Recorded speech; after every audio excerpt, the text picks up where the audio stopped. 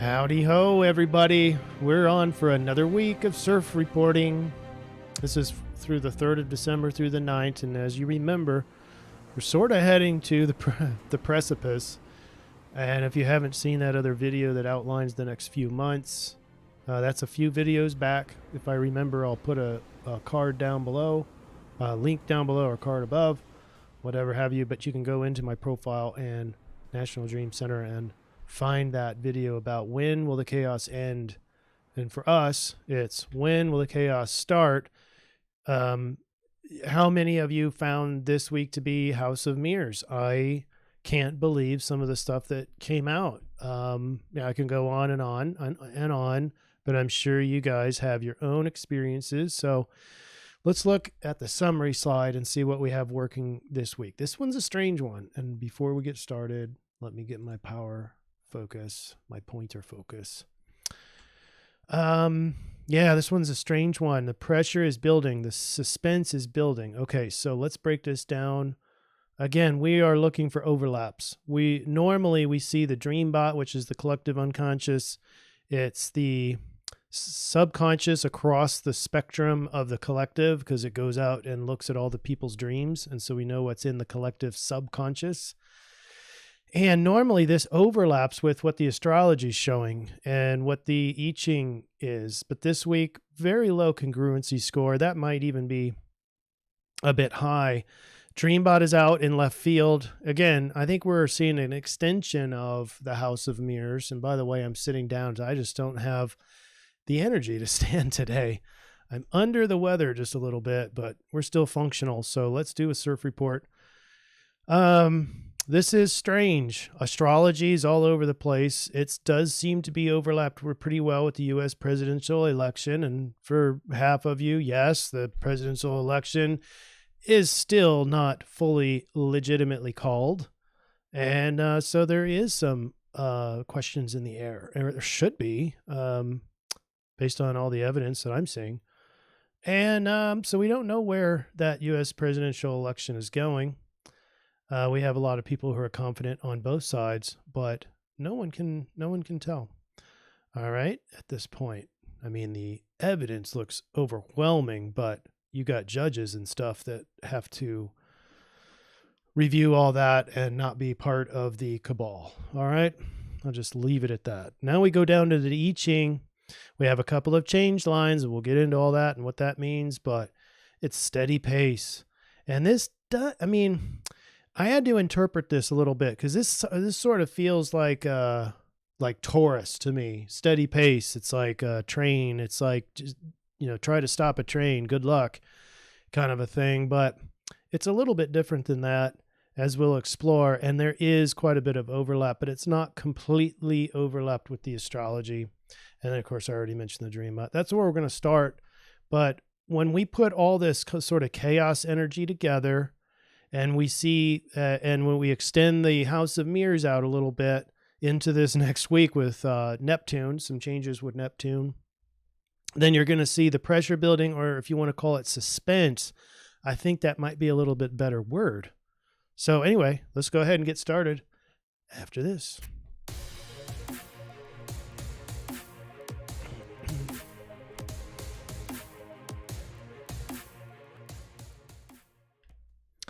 And if you haven't subscribed, I highly recommend you do so that you get notifications, especially if you hit that bell, of each week's report. Sorry, that camera is a little bit high, but I'm going with it. Let's look into this. I don't have any meme. I started with like a people meme because you got Melissa and ladies and men, but it's not big enough to go, there's a definite meme there. So I looked at these linguistics. So I'm going to read these out for you. See what you think. Ladies, larger. Hours, style, Melissa, Thursday, today. Somewhat, ask, hanging, men. So I'm thinking that, and I'm thinking of like Sidney Powell. I'm thinking of all the females that are flooded into the House of Representatives. These are the people who are probably going to be asking about some men some hangings. And I almost mean it literally, but this, with dreams, it's all metaphoric. But I thought that was really interesting. I don't know about all these words about days like today and Thursday and even September, Friday. There's a lot of dates in here that don't seem to make sense. So anyway, linguistics, when we do sets, linguistic sets, when we did Project August, we found out that these linguistic sets sometimes hold some very valuable keys to what the future is holding. And there's some other people who do similar work. Cliff High, George Ure, that kind of thing. This is oriented toward dreams. All right. So linguistic set number 2. Let me read this out for you. Unaware, fighting, rooms expand, order, mad, gonna, kid, gather, perfect. To me, this sort of felt like there's a lot of fighting going on in hidden rooms and gathering up kids. Call me crazy, but that's sort of the flavor that I got out of that. I'll see what you guys think. Anyway, it's neither here nor there. It's not really an influence. It's more if you look at the summary slide, the DreamBot is more aligned with the solution. So, and by the way, we triangulate for the solution too, and that's the most important part of these CIRF reports. All right.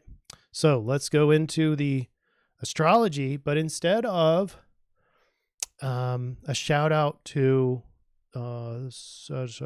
sponsors, I'm looking at congratulating and thanking all of you guys for all the comments you left. I spent a week super busy, was not able to respond. That's not my intention, just leave you guys hanging. But I really do appreciate all of these comments, every comment from, and these regulars are awesome, because even if it's just a comment like Milos regularly comes in and just says, thanks, and I'm here, and that helps the channel. So any sort of comment, Denise, Cody, these are consistent people. I have an interesting story. I don't want to spend too much time on this, but it's important because you guys are awesome.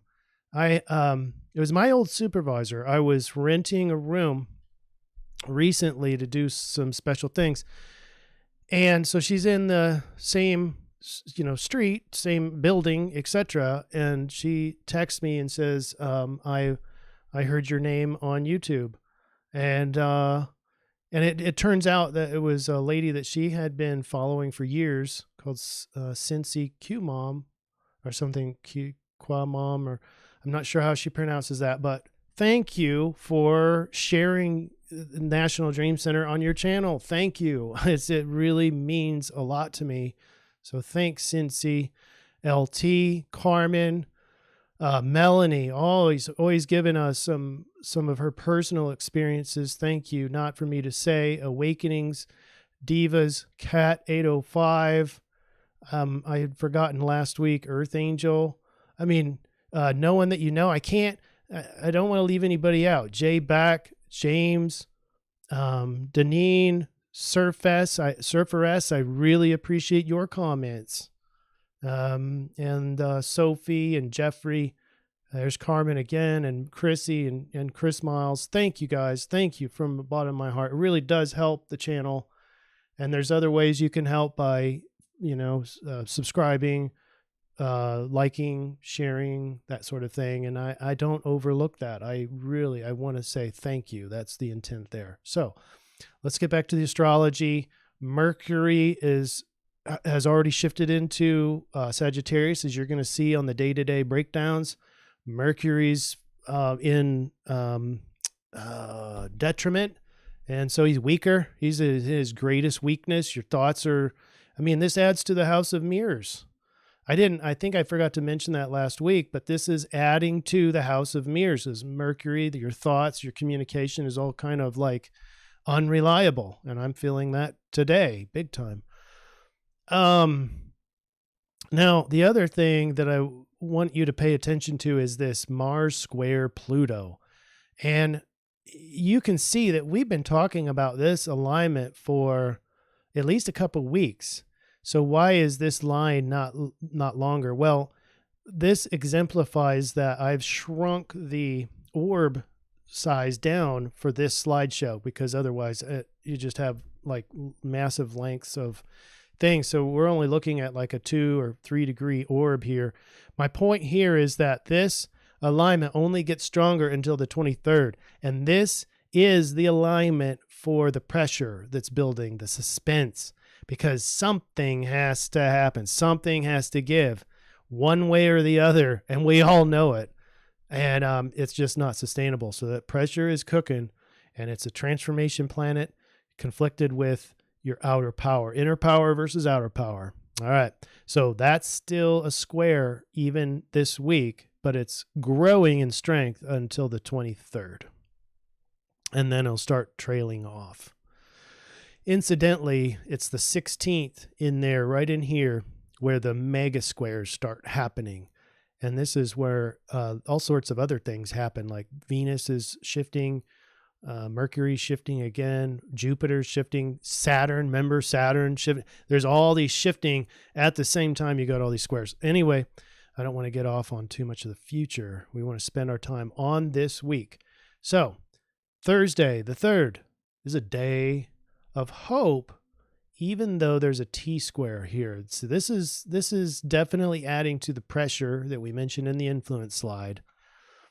And it's Mars as the center of the T-square. T-squares are where you have an opposition and 290 degrees. This planet here feels sort of trapped. I'll get my highlighter. So Mars in this case is the center of the T-square, and normally the solution where psychological astrologers suggest to come over here to the opposite side. And you're going to see a little bit of flavor of Libra, even some Scorpio in there, but anyway, that's for the solution later. The day of hope comes because your emotions, your moon, is in balance with, or hopefully you're getting in balance with, the positive transformation of the status quo. Positive more wise transformation of government and law. And this is an opportunity here. Oppositions aren't conflicts per se. There's just needing to balance this. Your moon, while the moon is sort of in protective mode in Cancer and wants just to be lay around, be at home and protected. That's why it's hopeful, is because you can just lounge around and contemplate this new life that we're headed towards. Then you've got Neptune square the sun. We mentioned that last week. You also have Neptune trine Venus. So now Venus, being very passionate inside of Scorpio, has easy energy over to illusion and escapism. So that can be kind of dangerous. You can escape your problems with sex, for example. That would be an easy alignment there. Ego is sort of conflicted with your dreams and your fantasy. So that just contributes. All the squares generally are contributing to more of the suspense, especially this Mars T-square.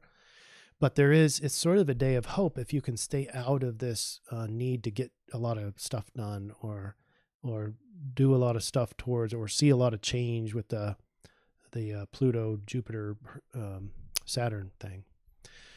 All right, let's move on to Friday the 4th. And relationships adjust to the growing pressure. That's a new inconjunct here. Mars loses the moon square, but gains an inconjunct. That's going to last a little bit longer than a moon alignment. And so relationships are adjusting with this pressurized Mars that can't seem to get much done. It's weakened by this square to the inner power. That's your Pluto. That's your ability to break things down and rebuild. And that's also your inner compass too. The Pluto influence. It's dark. It's deep. The ruler of Scorpio, he's in there, a tiny little planet out in the middle of nowhere and hard to see. So it's deep in the subconscious. There's your inner guidance system, your intuition, is conflicted with out here, your impulsive action and yang. And so this can feel very pressurized. Damned if I do, not really damned if I do, damned if I don't, but maybe second guessing yourself or waiting for, feeling like you have to wait for others to do everything. All right, we have a grand fire trine on Saturdays. We get into the weekend.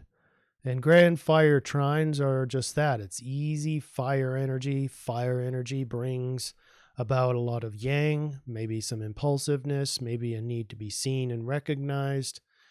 That's more of the Leo influence. Get up and go is sort of the day here.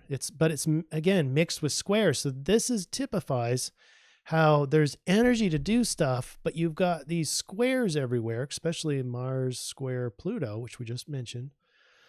And it's creating sort of a like second guessing yourself, as I mentioned before. It's just the suspense. It's like something's going to happen, something's going to blow.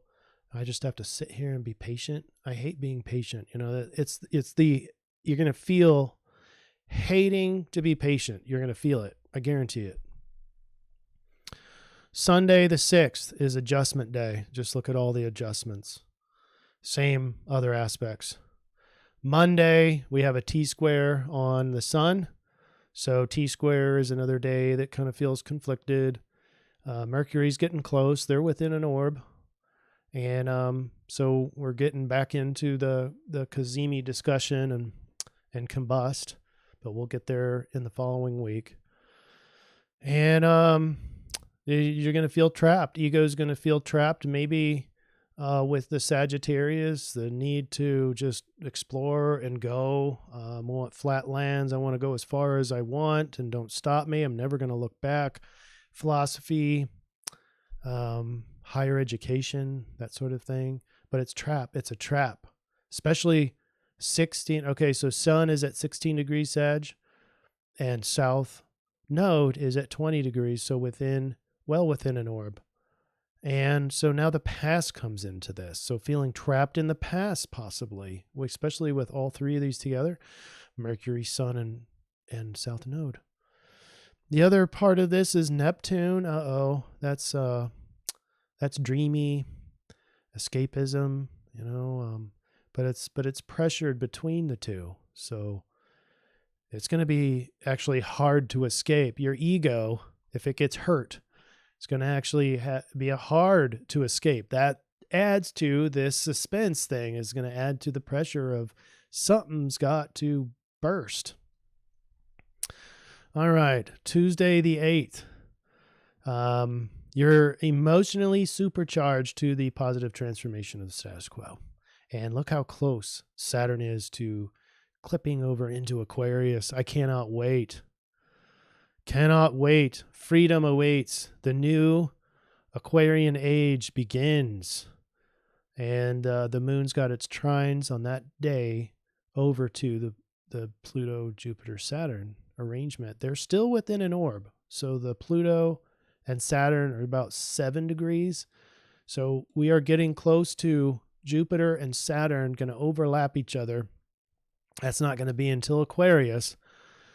Towards the later part of December, or middle to later December, and that's going to be out of the orb of Pluto. So they're sort of leaving Pluto behind. And incidentally, I think I mentioned this in the other video. This triplet never got a fair or clean arrangement. In other words, they always had a square onto it, so it never really got. Now, granted, you know, like the sand makes the pearls, and, you know, the hardships sort of improve and sharpen our psyche, or, you know, help us evolve and get us stronger. And that could be the reason here. So it made the desire for the positive transformation of status quo even a thing, or maybe it heightened that energy. And you got to think of that too. And then on Wednesday, it's fairly simple. You've got Neptune with 2 squares. That's Mercury and Sun. And then Mars still has this growing Pluto that'll be here, just getting stronger and stronger and stronger. And then you've got Mars with 2 trines. And this makes it easy energy. So ego and thoughts, easy to go over to my yang and say, get it done.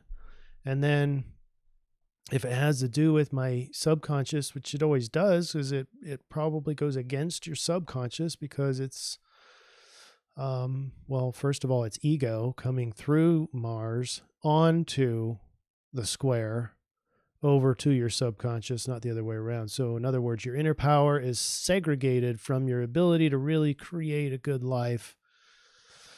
So more pressure cooker. That's the bottom line. And this is our solution slide. We're going to use this chart for the solution, by the way, because Mars and Pluto is the furthest along and it's the strongest it'll be.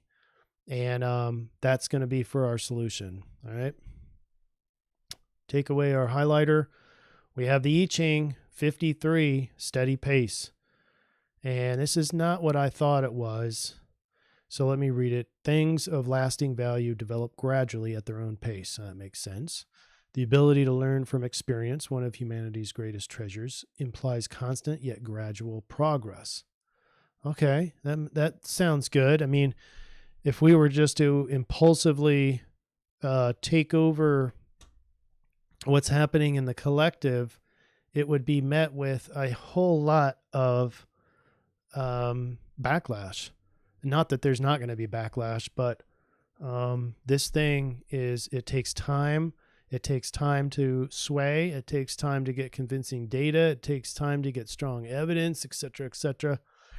And then ideally, it's so strong that nobody can say that it's hogwash, including especially the judges.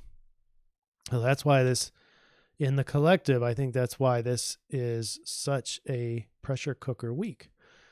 You can't expect to have everything all at once. Development must be free to run its course. Events must be allowed to unfold in their own natural time, neither crushed nor manipulated. We have two lines in here. Line 2 is the way ahead appears clear and bright. You should feel pleased about your progress. So that indicates that we are making good progress in the election cycle. Line 3, sometimes we don't let things develop quietly, but forge ahead rashly, then find ourselves suddenly caught up in a struggle. In such cases, the first requirement is to slow down or climb down very carefully. So if you put yourself into a precarious situation, that's going to be a hard position to be in when we have to be agile and adaptable. You want to be into a position where you can be agile. And what a great segue. Let's get into the solution next. Next.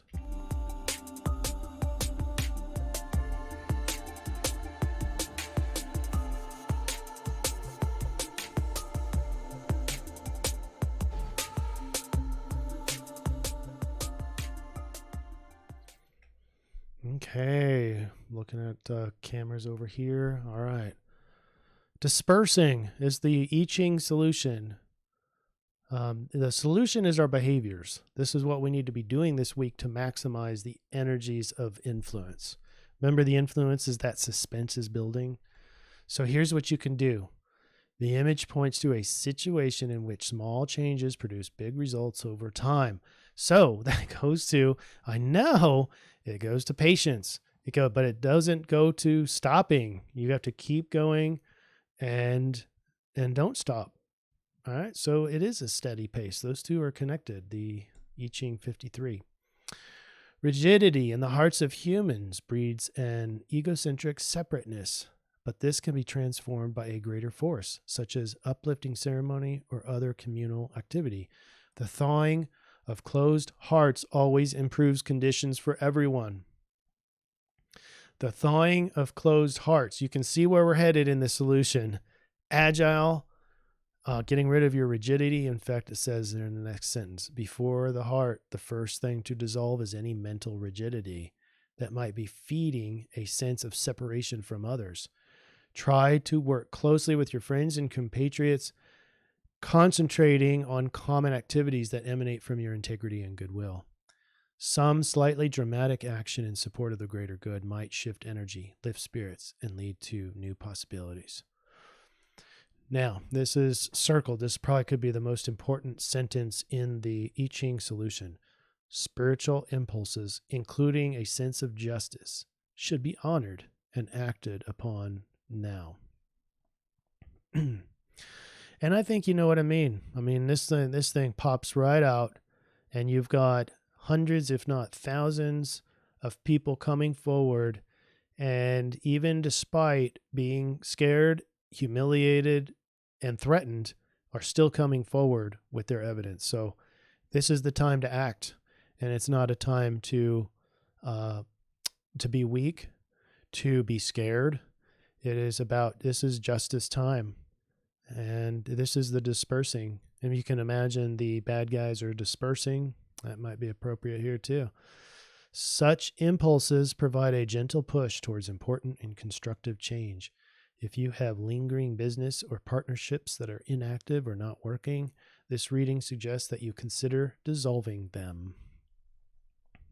All right, let's move on. As I indicated before, this is when we take our tropical zodiac and plop it into our calculator. You have these other zodiacs that I spin to match up with Sagittarius. Sagittarius, the tail matches up with the tail over here.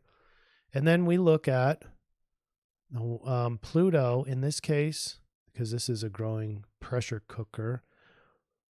Pluto, you can see that line goes into 61, hexagram 61 in Sagittarius. That's our main focus here, but I also want to highlight Mars because it's Mars square Pluto. It's both of them. Mars is right here, and it's in hexagram 51. All right, so let's read about 51. It's the gate of shock. That's this guy right here in Aries. It's the gate of shock. This is the gate of individual initiative. 51 is the only gate of the heart center that is not part of the ego circuit. It embodies the power to complete. Walk down the street with a 51. They are always a step ahead. This is the channel where the heart has to be looked after both physically and spiritually. This is the gate of wounding. The warrior and fool can do great damage. The heart, wait, I missed the most important part. This is the gate of shock. The trigrams of this gate are thunder over thunder, thus the arousing quality of this energy. Yet, without this competitive drive, there is no centering in our evolutionary process, like the 14th gate, which empowers our direction. The arousing empowers a direction of love. The love of life itself is a constant challenge to our survival. We're going to include that when we triangulate. So hold on to that. Excuse me. I'm not going to read 61 yet. I think this holds the key to deeper knowledge about what we need to be doing. So I'm going to hold off on 61, and we're going to go to the solution slide. Recall, this is our picture. You can see the suspense on this dog's face. Someone's about ready to walk through. The pressure is building. How long do I have to wait? Do I have to wait forever? That sort of thing. That's the feeling. Then we have the I-Ching 59. This is dispersing. This won't last forever. So just be patient. Dissolve mental rigidity. Get ready to adapt. Get ready to adapt. Rave Mandala, we have the gate of shock, and we have the gate of mystery. We're going to read that on the next slide, the gate of mystery, because I think this one really it hits hard for this week. All right, so hold on. And then Sidereal Sagittarius is expansive, free, and wise. So put all that together, and here we go for the triangulation. This is what you should be doing this week. Improve your mental agility and adaptability. Looks like I have an erroneous parentheses here. Extension of last week's House of Mirrors. Understand this growing pressure is unsustainable. It will all blow up in due time. Seek deeper, higher, transcendental wisdom. Sagittarius is where the wisdom is. And that's sidereal, by the way, because that's our solution. Bring out your best Sagittarius traits, but avoid being superficial, picky, impatient. That's the worst of Sagittarius. Impatient is not always bad, but when not used correctly, impatience, superficiality, and picky can be very bad. The rave hexagram spell out a unique ending to the House of Mirrors and the growing tension, because it talks about the gate of mystery and the gate of shock. The thunder energy of gate 51 will either produce courage or folly, but either way is arousing. Arousing empowers a direction of the love. The thawing of, and this is multifaceted. This is the pure triangulation. The thawing of frozen hearts always improves conditions for everyone. That was the I-Ching. This is the rave. And then we've got the Sagittarius. But bottom line is wisdom. Okay, so adaptability brings wisdom. Wisdom brings love. And then if you want to take it even further, we're going to go look at the final slide. There it is. All right.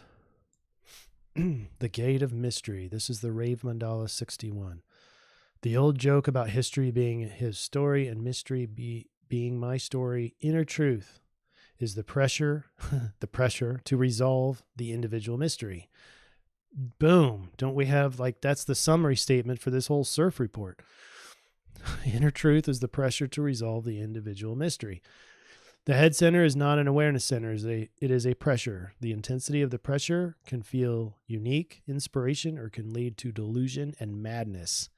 That's how close we are to the edge here. The knowing circuit is outside of the collective. The frequency of mental awareness is over all time. The pressure of the unknown and knowable haunts the thinker's mind. This is the pressure to know the absolute. The knowing circuit is extremely complex. There are 3 different fuels bringing pressure to this individual process. It helps to illustrate clearly how different aspects of our nature have a symmetry with others. 38, opposition, the fighter. 39, obstruction, the provocateur. Like inner truth, are aspects operating out of different frequencies but doing the same work. Unique inspiration is both a struggle and a provocation. That's another summary of the pressure and suspense.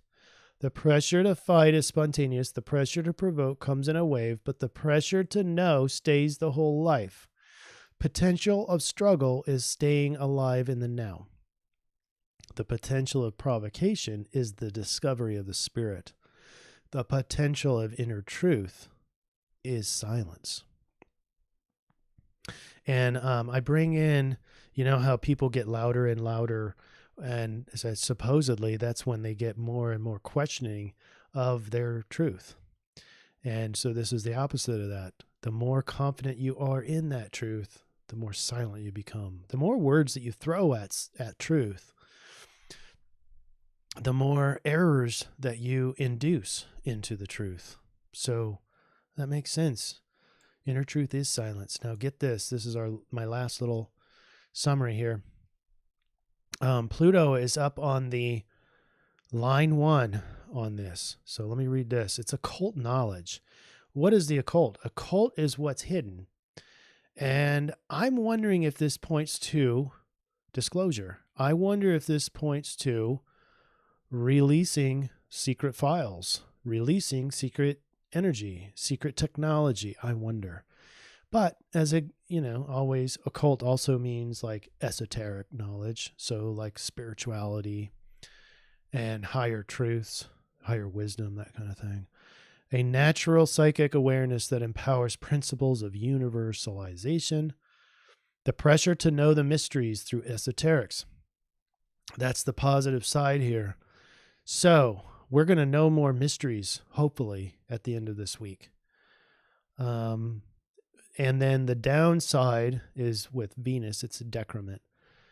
That's it's an astrology term, but it's more specific to human design. In decrement, this line says, in other words, on the bad side of this line, it's where a reliance on secret knowledge increasingly demands ascetic withdrawal and leads eventually to obscurity.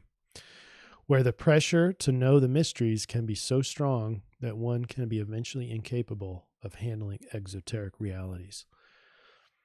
What does that speak to? It means work on your mental agility. Reduce your mental rigidity. Question everything. Go to the quiet voice. Look at evidence. That's fine. Don't get so committed that you know everything in this week. Be curious. The curious folks will be probably the big winners at the end of this week.